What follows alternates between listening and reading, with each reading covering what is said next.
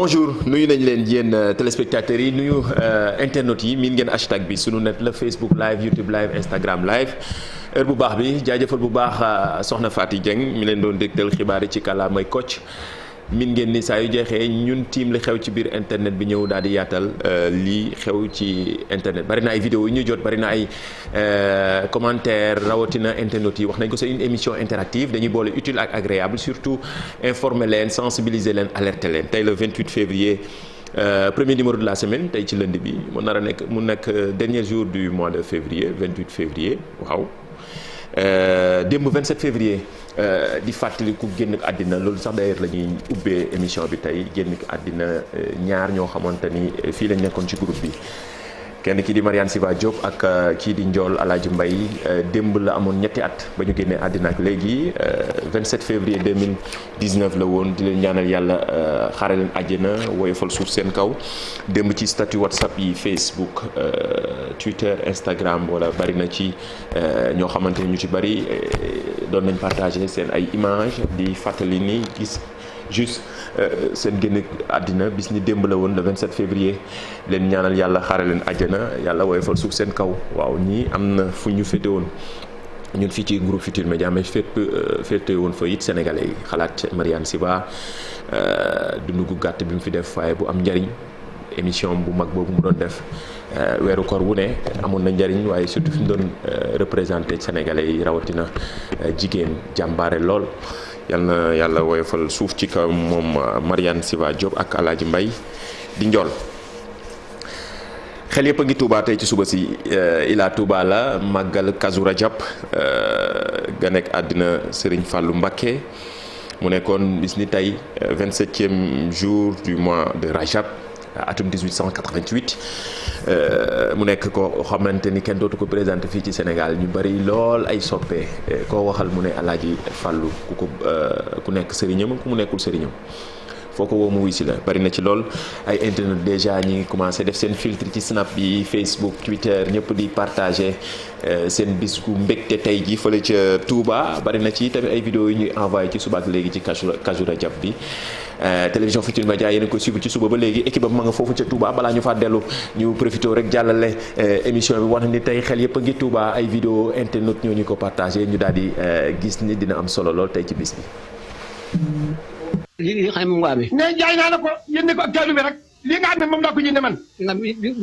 génne ko def naa adiyee lépp. ginnaaw bu ko jaayee ba mu jëndante ko mu ne ko fan nga ko def ko adiyee. kon nag man fii ma ne. kon nag ne moom fii mu ne. du ma doom ji bëgg doon bàyyi ba. nee du doom ji bëgg doon bàyyi ba. ndax amul bàyyi. ndax amul bàyyi. mu taalibe bu ceex yi ndax mu taalibe. nee du taalibe bëgg ceex itam lu man doy na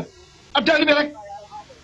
man du ma dara maa ngi fi rek. nee moom du dara may di taalibe sëñ Tuubaa rek. di ko xam sax taalibe mi ngi fi rek. maa ngi fi rek bu ñu siñ wala mu dugg ci biir. saddaati maay bëgg a way tey jii ma way fii sangub góor ñépp yàlla kooka di Seex Fallu kooka mag moo rey mbir oqal bu ka wala saddaati maay bëgg a way tey jii ma way fii voilà mi ngi noonu ay quelques vidéos rek yu ñu internet yi partagé xel yëpp a nga Touba xool yeeg xel yëpp a nga Touba waaye ku ne Serigne Fallou xalaat ay soppeem wala ñoo xamante ne ay taalibe ak xan lañu yu Serigne Fallou di xalaat sama waa ji El Hadj Baye Cheikh di ko ndokkeel ci bés bi fu mu nekk moom tamit ma nga ca Màkkatal Mukarrama ca Umra ja jaajëfal la bu baax a baax lii bari tamit gis naa ni kàddug Serigne Fallou gi gis naa ni xale yaa ngi koy partagé na xam naa ni dafa méngoog jamono ci suba ak léegi ba tey bokk na ci li nga xamante ni ñu ngi koy partagé ci statut WhatsApp yi waaw mu ne mbubb moo xam ne jekkul ci sa der bul ko solal sa mbokkum jullit effectivement waaw xam naa ni dafa méngoog jamono mooy waxam ji am na solo te pourtant ba mu koy wax yàgg na lool ay génération bi yëpp ñëwaguñu léegi nag fi mu ne nii wax jamu waxoon moo nekk ci sunu génération bi tey donc lii am na solo ci ab enseignement wala njàng loo xamante ni ndaw ñi war na ci tirer ay leçons yu am solo loolu tamit mooy njëriñu suñu kilifa yi yal na yàlla yokk seen leer taas ñu seen barke bu baax a baax bari na ci ay messages yi ñuy jot diggante mais dañuy bàyyi rek suñu équipe yaa ngi foofu waaw El Hadj maa ngi ko doon wax léegi di ko ndokkeel ci bés bi moom tamit ca màkk ga mu ne comme ni ngeen koy gisee nii ci écran bi voilà ci bés bi moom bu ñu nee Alaaji Fàllu rek dama ciy xalaat ndax ku ko fonk la lool bëgg ko jaajëfal la. gis nañ message yëpp ak internet yi seen réaction dama fàtte woon t-shirt yi léegi dañ ma ko indilaat loolu Adja moom ma ko jox léegi nii Adja digital ki lay joxe t-shirt yi effectivement dañuy maye ay t-shirt fii champion d'Afrique pour mois bi li des ci mois de février bi wax nañ ko champion d'Afrique moom dañ koy doon ba keroog coupe d'Afrique di ñëwaat ba keroog ñu koy jëlaat lu mën a nekk la. envoyé lañu seen message ci réseaux sociaux yi plateforme bi actuellement maa ngi jàkkaarloog live bu Facebook bu télévision Futurs Médias commentaire yëpp dañ koy gis en temps réel équipe baa ngi ci ginnaaw choisir ci ay internautes am na ñu choisir woon keroog jox nañ leen seen t-shirt am na yeneen yoo xamante ni ak collaboré wu ak waa Matar Lak Art ñoom ñoo ñuy jagleel t-shirt yi pour yéen wax nañ ko cadeau yi c'est pour vous donc lu ñuy maye la c'est gratuit pour vous les internautes mais surtout ni ngeen safoog émission li xew ci biir internet bi ay kilifa yëpp rawatina policiers yeeg gendarme yeeg waa police di leen jaajëfal bari nañ ci ñuy suivre émission bi ñu ci bari parfois ñu interpellé ma ñuy bàyyi xel émission bi bu baax mais surtout veille bi ngay def pour population bi mission bu am solo la. moo tax ma naan leen jaajëfal leen bu baax télévision Futurs Médias moom mi leen dégtal émission li xew ci internet bi en temps réel ngeen koy am bés bu ne comme ci réseaux sociaux yi yu ci bari ñu koy partagé information yi day bari ba yu ci nekk doo mën a def la part des choses lan moo ciy dëgg lan moo ci dul dëgg li xew ci internet bi mi ngi fii ngir gën leen a fësal yan ñooy fake news yi tey d'ailleurs dinañ waxtaanee mbirum fake news ak désinformation ci li xew fële ca Ukraine ay nag du yem ci bopp borom. loolu la wolof wax te lu am solo la dañ ci ñëw mais balaa boobu ñu njëkkee ak coow lu ndaw li nga xamante ni diggante démb ak tey ak fii réseaux sociaux yi toll léegi gis ngeen pyramide bi ci renversé bu njëkk ba ci médias yi nga daan wax wala ci yi mu def benn tolle yem foofu mais léegi réseaux sociaux yi ci boppam boo waxee yenn njuumte yi ci média classique yi mu day créer benn tollé imam bi def na imam Lamine Sall juumte bu mu def ci benn plateau télévision fële ca Walfadjri ñëpp partagé ko ci réseaux sociaux yi ñenn ñi ñaawlu ko mu juum wax ni juum na jéggalu waa Walfadjri ci boppam def ab communiqué fësal ni ñoom ci boppam ñi ngi jéggalu ci kàddu imam googu audio bi mu envoyé ngir wax ni juum na te loolu am na solo ñu jéggal ko waaye baaxoon na itamit ñuy leeral gën di parfois jarul yenn vidéo yeeg yi ñuy partagé ci TikTok bi ndaxte dafa bari woon lool ay internautes yi ñu ko envoyé vidéo baa ngi noonu. maanaam waa sàmm jikko yi laa doon wax ni wóoruñ l'islam mayu leen ñuy ànd ci xeex boo xam ne si dañ ci ànd ak ni dul jullit waaye nag bu fekkente ni am na ci lenn loo xam ne si bokk chrétiens yi ñi ngi ko ci mettitlu ñoo ngi leen di jéggulu ñu ngi jéggulu mboolem mbokki chrétiens yi nga xam ne ñoo nekk ci àddina bi rawatina ñi ci Sénégal rawatina ñi nga xam ne si dañ ko mettitlu pour xamal leen ni jubluwuma ko ci maanaam. voilà imam Lamine Sall jéggalu bu baax a baax waaye jéggal nañ ko ndaxte voilà comme ni ko wala fi di waxee rek kiy wax tamit parfois mooy juum jéggalu surtout fii ci réew mi parfois yenn wax yi da ngay koy yóbbu ci beneen télé duñ ci commentaire loolu moo gën a am solo ci li nga xamante ni tamit bari na ci lool ay internautes yi ñu envoyé message bi communiqué la waa Walfadjri def ngir masawaat wala jéggaluwaat bu baax ci njumte boobu am ci seen plateau télé. noonu la ak fi jamono toll ak réseaux sociaux yi dafa doy waar xam naan mag ñi loolu la ñuy wax naan internet bi dafa doy waar léegi téléphone portable bi ci la lépp di xewe yu ci bari foo yaakaar woon sa baat wala sa image yegg fa smartphone yi dina ko fa yeggale moo tax ay sénégalais ngi ci di gëstu lu am solo di ci def lu am solo ku ci mel ni Nintié di Mamadou Diakhaté ab professeur la mais depuis près de maintenant 3 ans yoo xamante ni grâce à internet grâce à digital bi mi ngi ci def liggéey bu am solo di defar ay école ànd ak équipe am di ci liggéey loo xamante ni yaakaaruñ ni internet moo tax mu def lu ni mel te pourtant jàll na ci émission bi lu bare bare ci action yi nga xamante ni action citoyenne la moom Mamadou Diakhaté di ab enseignant mais nekk koo xamante ni ku actif la lool nekk activiste tamit ci réseaux sociaux yi am présence lool ci réseaux sociaux yi mais liggéey bi muy def li ko waral mooy liggéey bu am solo bi nga xamante wala présence bu am solo bi muy def ci digital bi ñu dégtal leen. digital bi daanaka moo tax ñu bari xam ñu ci digital bi aussi ñu ngi ciy bay sunu waar bu baax a baax daanaka côté bi ci gën a rafet la ñuy wane bien vrai que am na côté boo xam ne moo ci gën a négatif ñun digital bee tax ñu mën a lever millions yu bari daanaka toll na ci 65 millions rien que année bi ñu génn defar ci plus de 20 école bu nekk bu ñu fa demee danañ defaraat classe yi peinture ko def la ca war yëpp te ndaw ñi ci bokk ñëpp ci internet bi lañ ñëw bokkee doon ay volontaire ñu former leen ci métier yooyu ñuy wër Sénégal bi di ko defar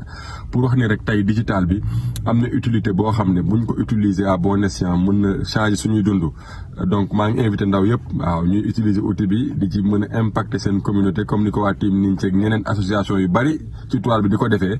comme ça ñu mën a jëmale suñu réew kanam mën a impacter bu baax suñuy communauté comme ni ko image yooyu di ñëw wane école yu bari jaar nañ fa defar nañ ko te internet moo tax ñu defar ko ñun digital bi daanaka.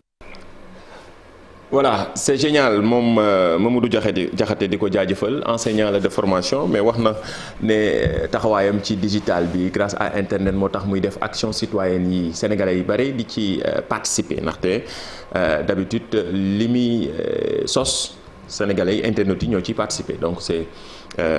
financement participatif la mais loolu c'est hyper important surtout fii jamono toll ci xarala yu yees yi la ñuy jaar di defar seen gox yu bari ay gox-goxaan comme ni mu ko waxee yooyu tamit côté yu positif la ci internet baax na ñu koy partager moo taxoon ñu gis ni tey jii waroon na def vidéo ndaxte lu ëpp ñetti at mu nekk ci di ci góorgóorlu xaarul gouvernement xaarul dara sénégalais yëpp tamit di ci jeunes yi ndaw ñi ci internet bi di ci participer lu am solo la ndaxte école yu bari fi mu ne nii ñoom ñi ngi ci def seen wàll nii la jeunesse bii la ñu soxla image boobu moo taxoon ñu jàllale ko ak internet yi gis naa commentaire yi nag ñëpp a ngi laajte t-shirt am na sax ñu laajte paasu Touba waaw pourquoi pas parce que sponsor yaa ngi ci ginnaaw en plus réalisateur bi Vieux Diouf nee na moom ci boppam day maye paasu Kazu Rajab waaw donc commentaire leen fii ak émission bi di jeex mën nañ choisir ñaar ñett internet ne leen ñëw leen Vieux Diouf jaarale ko ci ni ñuy envoyé xaalis yi yoruma ci benn muy beneen bi pour ne pas faire de la pub jaajëfal leen ñu ñëw ci ñu ngi doon wax léegi ci digital bi fake news bi tamit mi ngi ci digital bi ndaxte fi mu ne nii lëmbi na àddina te du Sénégal rek partout dans le monde la preuve la xew ci Russie mooy mbirum guerre ba fa xew diggante Russie ak Ukraine la donc yu bari guerre digitale bi daf ci am wàll nañ la ñëwal ci kanam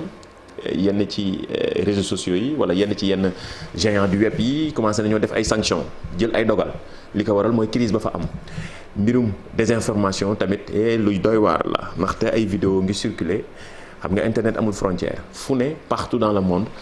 comme bii ngeen gis ci image bi ab vidéo la ci moment bi nga xamante ni crise am na fële ca Ukraine diggante Russie ak Ukraine ñuy wax ne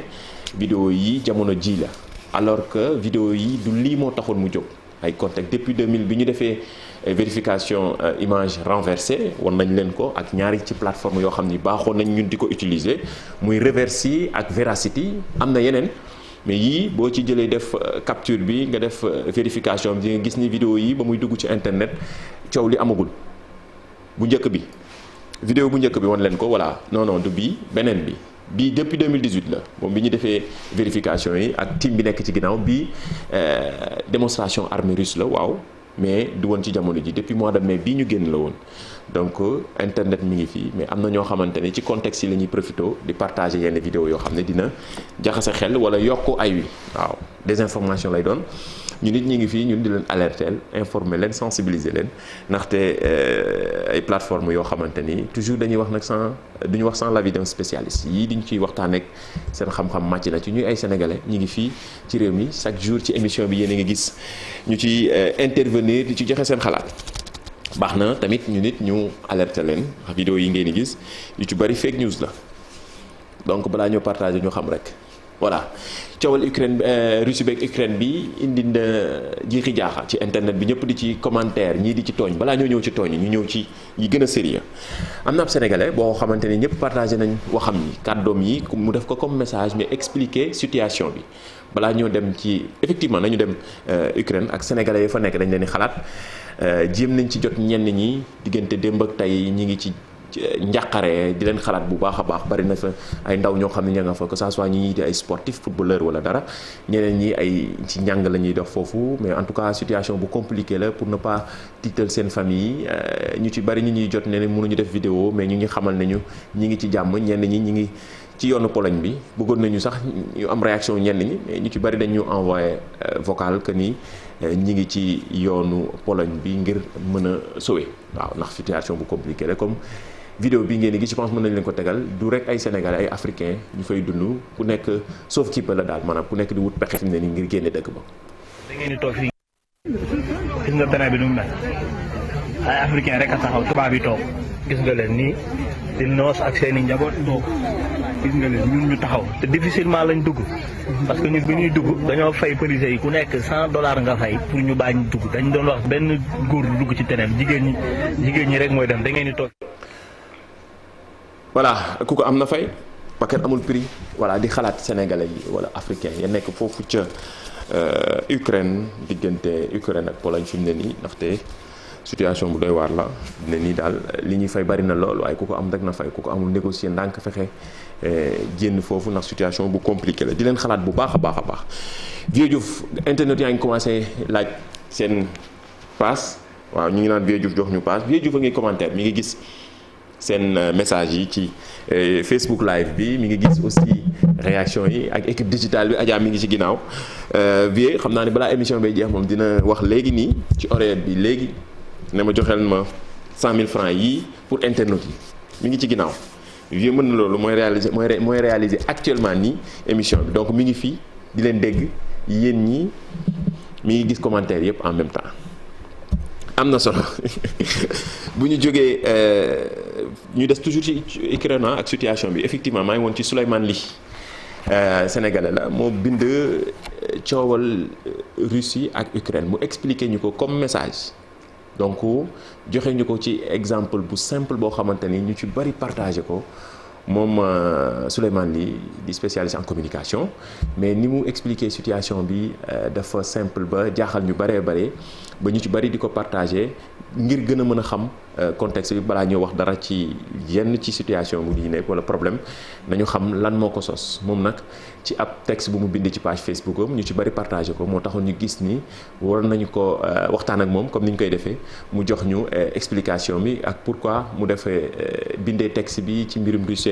ak Ukraine mu joxe ko exemple sëy bu tas Souleymane Ly ñu ngi lay nuyu. waaw xam nga bu dee dafa am loo xamante ni dafa xew dafay yomb nit ki boo ko bëggee expliquer nga expliquer ko ci li nga xamante ni moom lay dund moom la xam te mooy nekk culture am loolu tax li dox diggante Russie ak Ukraine ñu jéem ko expliquer jaaree ko ci li nga xamante ni moom la ñun suñu réew Sénégal ñëpp xam muy wàllu sëy ndax Ukraine dafa bokkoon URSS moom ak Russie ak yenn pays de l'Est yu bari dañ ci bokkoon ñu tuddee ko nag sëy maanaam bi sëy bi tasee nag maanaam URSS bi mu tasee digganteem ak Ukraine Russie ci boppam dafa jàppoon ne OTAN ak Europe occidentale ñoom bokk nañ ci li tax URSS tas ba musul nangu pays de l'Est yi di bokk OTAN waaye ñu gis nag Ukraine di jege Union européenne di jege OTAN Poutine nag wax ne moom même bu dee sëyam ak Ukraine dafa tas mënul nangu Union européenne ak OTAN di amaat benn sëy ak ki nga xamante ni mooy Ukraine bi nga xam dafa sës ci moom te buñ ko defee dañuy ñëw di ko yëddu di xam li mu nekkee ak yooyu te loolu baaxul ci moom. voilà Souleymane Ly di ko jaajëfal man j'aime bien ni mu ko expliquer nii mu simple mu clair su ko defee sama ñoom yaay sama ñoom papa mag ñi nga xamante ni voilà jotuñu jaar école wala ñenn ñi mën a comprendre lan moo xew diggante Russie ak Ukraine dëgg la ndaxte kuy expliquer ci kàllaama boo ko mun ci def pour nit ki comprendre la ak fi jamono toll réseaux sociaux yeeg yu ni mel yu ci bari mën nga ko xam mais nu mu gën a simple voilà moo tax ñu jaajëfal ko. message am bi wala je pense que explication bi ñu ci bari partagé nañ ko noonu la moo tax di ko jaajëfal bu baax Souleymane Ly ci woyof gi mais surtout ni mu nangoo waxtaan ak internet yi t-shirt yaa ngi nii ba tey ne gaa yaa ngi ci paasu Kazu Rajab bi ak Vieux waaw mais man maa ngi ci sama t-shirt yi ba tey noonu la jaajëfal leen Souleymane Ly ci explication fi jamono toll moo ni mel nag ndaxte comme suñu naataangoo yi fii gis naa vidéo bi ñuy partagé muy média bi di Le Monde ñoom dañoo def portrait wu xam naa ni fi jamono toll moo ni weer kii di Vladimir Poutine di jiitu réew Russie mais ñu def portrait am fi jamono toll maanaam ci version TikTok journaliste bi def ko ci explication boo xamante ni bu simple la ñu dégtal leen ko. Qui est Vladimir Poutine? Bon, vous savez que c'est le président de la Fédération de Russie, un pays qu'il dirige depuis 22 ans. Mais avant ça, Poutine a dû gravir un par un les échelons du pouvoir. 1952, Poutine naît dans une famille ouvrière. 1975, il réalise son rêve et intègre le KGB, les services secrets de l'URSS. 1991, il commence sa carrière politique à la mairie de Saint-Pétersbourg. Et c'est là qu'il devient quelqu'un de très influent. 1998, il devient le directeur du FSB, le nouveau nom du KGB. 1999, il est nommé Premier ministre de la Russie et 2000, il devient président. Pour résumer très rapidement sa politique, son but est de faire retrouver à la Russie sa place de leader à l'international. Un rôle qu'elle a perdu depuis la chute de l'URSS. Dans son propre pays, il impose ses réformes d'une façon autoritaire. Et dans le même temps, il renforce le contrôle qu'il a sur la population. Bon, une fois arrivé au pouvoir, Poutine ne le lâchera plus. Il est réélu en 2004. Et quand il ne peut plus se faire réélire parce que la Constitution lui interdit de faire plus de 2 mandats à la suite, il devient tout simplement Premier ministre, mais continue de tirer les ficelles. Puis, il est réélu une nouvelle fois en 2012, puis en 2018. Et pour ne pas se faire à nouveau bloquer par la Constitution, il la modifie, ce qui lui permettrait à terme de pouvoir être réélu jusqu'en 2036. Voilà noonu la c'est court, clair et concis, en tout cas très partagé vidéo suñu confrère yu Le Monde yi ñu def ko version TikTok pour expliquer à peu près portrait wu kii di Vladimir Poutine mi jiite Russie actuellement nii. li ko war a prétexte mooy coow li am ci diggante ak Ukraine ay nag du yem ci bopp borom waaye lii aussi fi jamono ñu méngoog jamono xam ni journalisme bi tamit méngale ko jamono am na solo moo tax ñu def version bi inspiré ñu bëree xam naa ni rédaction yi tamit ñi ngi ci gën di xalaat lii lu am solo la vidéo bu triste la diggante Ukraine Russie ak Ukraine vidéo bi nga xamante ni ñi ngi koy partagé depuis bi coow li tàmbalee ba léegi ab père de famille maanaam papa joo xamante ni tàggu njabootam ngir ñoom ñu dem moom mu des ci réew mi ngir xeexal dëkk bi image baa ngi nii bari na lool ay nit yu ko partagé di wax ni rek ay toujours du yem ci bopp borom.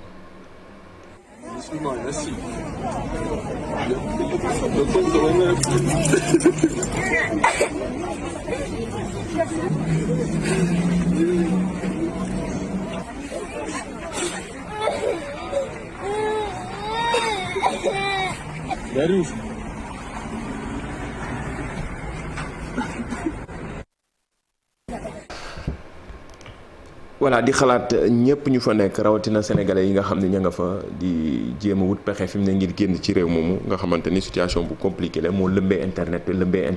réseaux sociaux yi moo tax mu créé guerre digitale fi mu ne nii ndaxte géant du web yi ku nekk ngi def ay annonce sanction di génn ay mu ci mel ni Facebook bi nga xamante ni dafa annoncé ay sanctions ci yenn ci plateforme yi Facebook Russie aussi bloqué woon lii di Twitter am ay pël li tamit di ngay wut pexe ndaxte ay sanctions yu bari na xam naa suba dinañ ci ñëw ak benn spécialiste mu gën ñu wax fi mu ne nii au delà de conflit bi am mën nañ ko wax virtuellement aussi géant du web yi ñi ngi jël ay dogal di teg ay sanctions ci yenn ci dëkk yi wala dogal ci seen ay réew ndaxte fi jamono toll yi tamit dugg ci conflit wala fi situation réew yi toll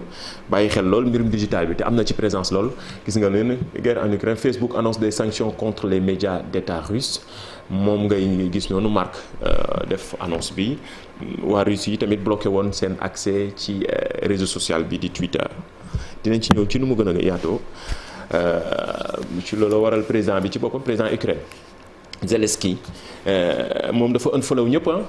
gis naa ni dirigeant yëpp léegi suivre tu leen ci compte officiel am bu nekk Twitter dañ koy bàyyi xel ndax moom président bu connecté la depuis bi ñu ko d'ailleurs li ko gën a tax mu falu réseaux sociaux yi am na ci wàll waaye bi mu faloo ba tey dafa am présence loolu ci réseaux sociaux même bi crise bi amee sortie yu bari yi muy def gis ngeen ko ay selfie lay def wala vidéo selfie di ko partager ci réseaux sociaux yi muy viral wala ci ay déclaration xam na koy def donc gis nañ ni dafa unfollow maanaam suivre tul dirigeant yu bare ci àddina wërngal këpp suivre tul kenn xam naa li situation bi compliqué wala mu gis ni ñu ci bari dañ ko won ginnaaw dinañ leen toppal loolu yooyu yëpp yéen internet yi gis naa ñi ngi gën di sawar vie fexeel ba jox ci internet yi tey gàtt ngeen ci paasu Touba bi 5000 wala 10 000 wala voilà war nga génne 50 000 joxe ngir internet yi ndaxte ñu ci bari ñu ngi nii di commentaire ku ci nekk naan vieux tonton vieux gis nga tonton vieux ci paas yi la ñuy xaar ñi ngi xaar vieux jox lim ñaari internet rek balaa ñoo jeexal ndaxte fi mu ne li ci des bareetul te balaa ñoo jeexal moom il faut vieux le réalisateur connecté fi mu ne nii internet yaa ngi lay ñaanal nag bu baax a baax ci Kazu Rajab bi vieux waaw ñu ngi lay ñaanal bu baax. maa ngi gis commentaire yeeg vidéo yeeg ñi ngeen di partagé yenn ci li nga xamante mooy jàll ci émission li xew ci biir internet bi am na solo ñi nga woon ca Ukraine loolu ci information yi nga xamante ni yu wér la te wóor léegi nag xam nga fi jamono toll moom noo def ñu am ay ni ñu détourné tooñante ba parfois da ngay fàtte ni li xew fële ca Ukraine du lu sérieux mais fi jamono toll dafa ànd ak WhatsApp. dégg ko kii ne il paraît que Poutine a des parents au Sénégal mooy famille Poutine bi nekk Pout tooñ la dañuy tooñ c'est juste pour tooñ parfois da ngay gis ci TikTok yi ñëpp di tooñante ku ne naan yëf yi suñu yoon nekku ci profito war na ci crise bi que ni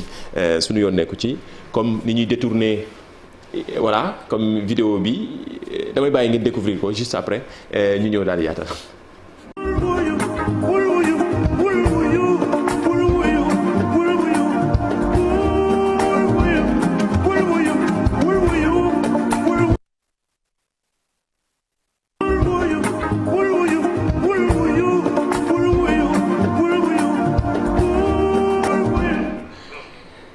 ils sont inspirés internautes yi dañu inspiré situation bu nekk ñu ngi ci créé noo xamante ni dinañ tooñ reetaan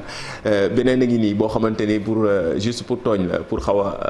voilà wàññi stress bi moo internet ñoo ànd parfois gis information bu sérieuse su nekk situation bu sérieuse ñëpp di ci xalaat mais noo def gars yi ut pexe boo xam ne dinañ tooñ nit ñi ba nit ki noo concentré wu dina wàññi tuuti sa stress beneen a ngi nii boo xamante ni ku ko déglu reetaan wala ku ko seetaan reetaan.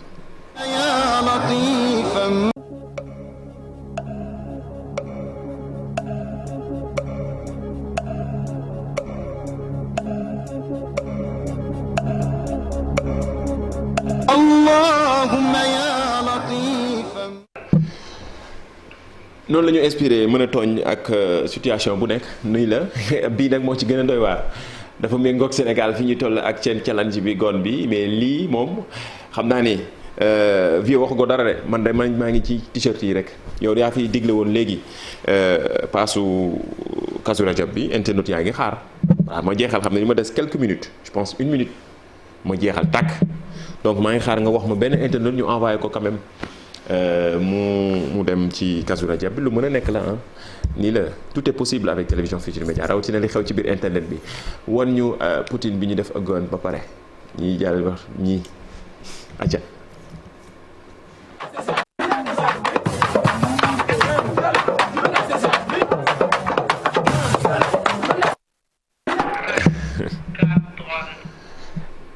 vidéo détournée wax nañ ko toujours préciser que ni dafa ànd ak internet dañuy tooñante rek la lii situation ba xew fële moo tax nit ñi di créer ay affaires di tooñante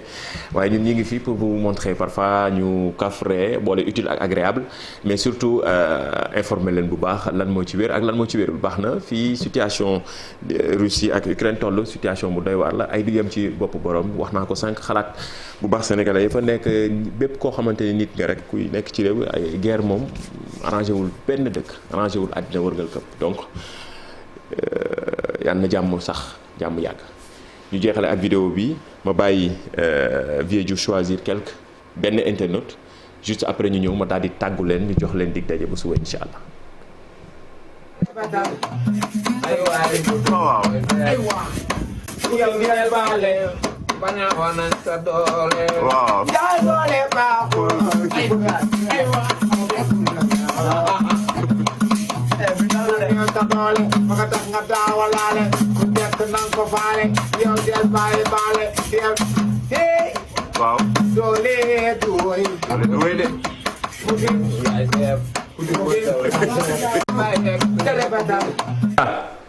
Merci beaucoup, c'était tout pour aujourd'hui jox leen rendez-vous ba suba incha allah ci beneen numéro li xew ci internet bi maa ngi xool vieux mi may wax ma choisir gis na